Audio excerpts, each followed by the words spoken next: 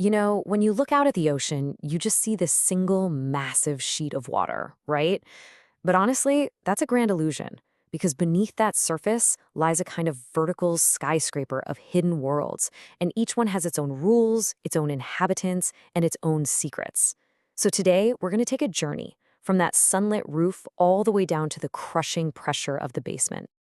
It's the question has captivated explorers forever, hasn't it? Our journey is a straight dive down through layers of our own planet that are, frankly, more alien than the surface of Mars. I mean, what kind of life could possibly survive with zero light, freezing temperatures, and pressure that's just unimaginable?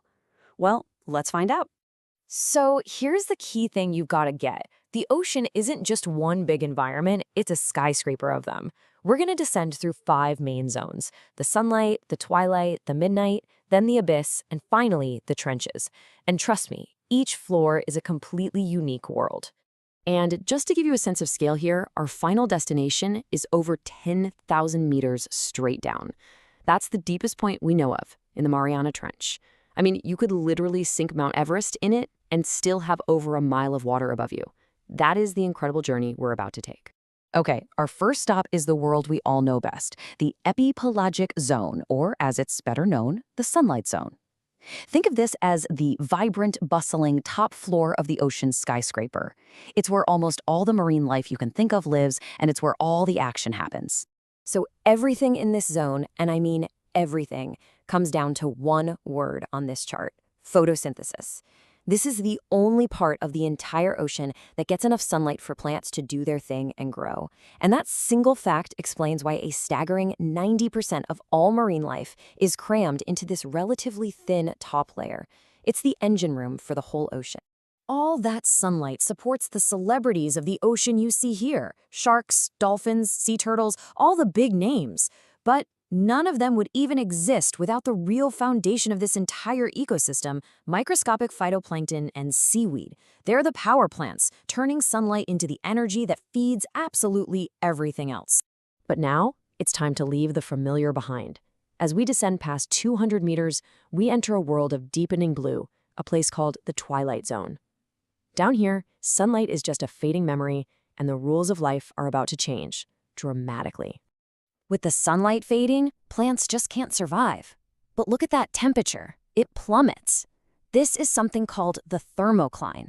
It's like a sharp boundary, almost a wall of cold water, that separates the warm surface from the frigid deep. So any life here has to survive not just the growing dark, but the sudden chill too. So if the sun is gone, how does anything see? Well, it's simple. You make your own light. This is bioluminescence, and it is the superstar adaptation of the Twilight Zone. It's literally life creating its own light to hunt, to hide, and to talk to each other in the gloom. The result? A world filled with living lanterns.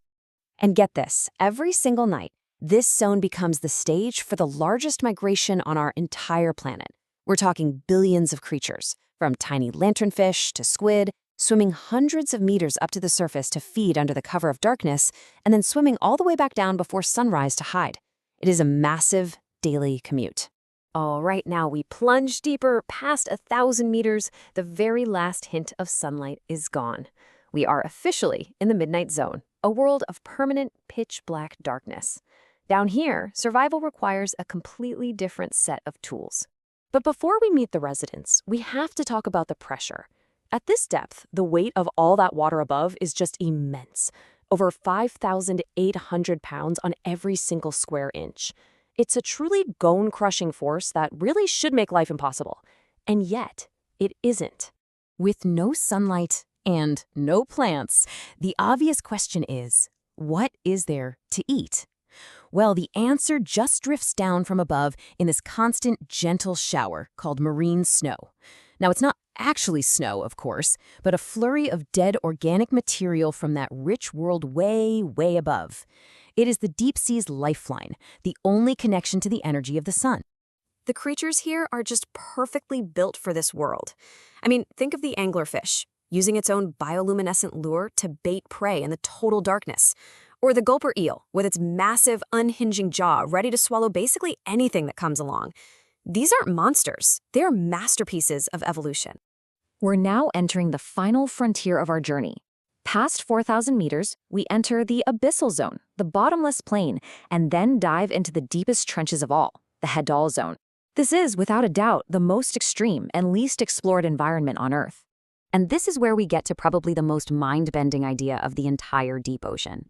Up top, we know all life is based on sunlight through photosynthesis. But down here, with zero sun, life, well, it found another way. It's based on chemicals. The process is called chemosynthesis, creating energy from chemical reactions alone. It is a completely separate blueprint for life, no sun required. And this is where that chemical energy comes from. These are hydrothermal vents. They're like oases in the deep sea desert. They spew superheated mineral-rich water straight from inside the Earth's crust. And this provides the raw fuel for bacteria to build entire ecosystems from scratch, completely cut off from the world above. It's amazing. So, as you can imagine, the life here has to be incredibly tough and specialized. We find things like the tripod fish that stands on the seafloor on its long fins, just waiting for food, the bizarre sea pig, and, of course, the undisputed champion, the snailfish, which has been found living deeper than any other fish on the planet, thriving under pressures that would instantly crush us. If you really want to understand the pressure down here, this quote just says it all. Imagine the entire weight of an elephant balanced on your thumbnail. That is the constant reality for life in the trenches. It's just an incredible testament to life's ability to adapt and endure. So, as we make our way back to the surface, the key takeaway is really clear. The ocean isn't one world, but so many, all stacked right on top of each other. From those sun-drenched reefs to these bizarre volcanic vents, each layer has its own energy source, its own rules for survival, and its own incredible forms of life. You know, it's fun.